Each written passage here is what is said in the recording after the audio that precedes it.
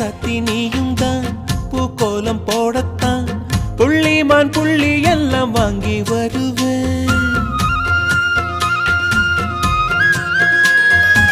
சாமியை சந்திச்சா என் ஆயுள் காலத்து உன்னோடு சேர்க்கும் வரம் வாங்கி வருவேன். தோளுல ஊஞ்சல் கட்டி தோகமையில தாலாட்டுவேன்.